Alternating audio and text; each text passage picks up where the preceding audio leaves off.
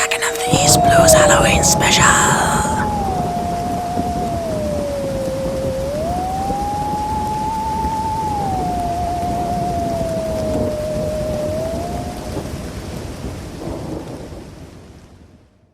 Hello everyone and welcome to the first ever Dragon of the East Blu Halloween special, one of many that will happen over the course of the hunting month, also known as October. As you can see from the title and hear from the music, this one is about Godzilla.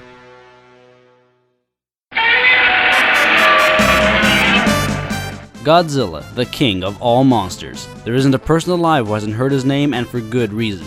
The Godzilla franchise has been one of the most successful movie series of all time, and if not that, then certainly the most iconic. Through great times and harsh times, Godzilla has come through, hitting comeback after comeback. Once again, after years of sleep, he'll return to the silver screen for his 60th anniversary in 2014. It's gonna be amazing, though I have no idea if it's gonna be playing in North American theaters. How can it not be at this point? It's fucking Godzilla, damn it! Now before I can begin, I need to explain that I'm not going to be reviewing the entire series of Godzilla films. That honor has already been claimed by James Rolfe of Cinemassacre.com with his second annual Monster Madness Godzillathon. I highly recommend you check it out. Hey, it's October. That means the 7th annual Cinemassacre Monster Madness is underway. This one is Sequelathon too. So instead of going over the series or saying some expectation for the next era of Godzilla films, I'm going to focus on just one. And no, it isn't the original film. The next sentence that comes out of my mouth is going to sully my fan status of Godzilla, but in reality, those who call me out are the ones at fault. Let's get on with it. I love Godzilla 1998. There.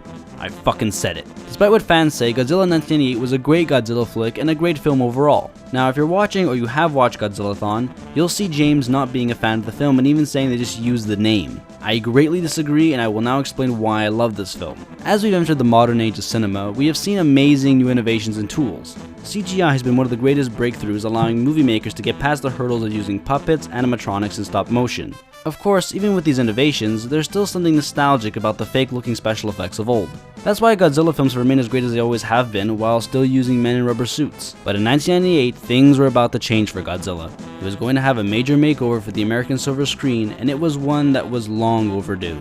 No longer bound by miniatures and sluggish movements, Godzilla could wreak havoc across New York. I'd always wondered why Toho never stopped using the rubber suits and used CGI. It can't be due to the budget. It's Godzilla. Then again, CGI has been used in Godzilla films before, and it's pretty weak. It's kinda hard to imagine bad CGI from Japan since all their games have amazing quality CG cutscenes. DreamWorks and Pixar should learn a thing or two. Did you see Final Fantasy VII Advent Children? That being said, the CG that's been used in Godzilla that isn't a monster is rather incredible. Nothing Avatar or Lord of the Rings level, but still captivating. So what is so wrong with this film that's gotten so many fans up in arms? The fans claim that all they did was use the name and didn't care about Godzilla at all. This isn't true. The director himself said in an interview that they had made the new design and took it to Toho with the best intentions possible of making a good Godzilla film. They were even ready to scrap the whole project if Toho didn't like the new design. When they finally did show it, the Toho board was silent for a few moments before praising them on the design. They even admitted that if they had the ability, they would have made Godzilla look like that from the get-go. That's what a lot of people forget.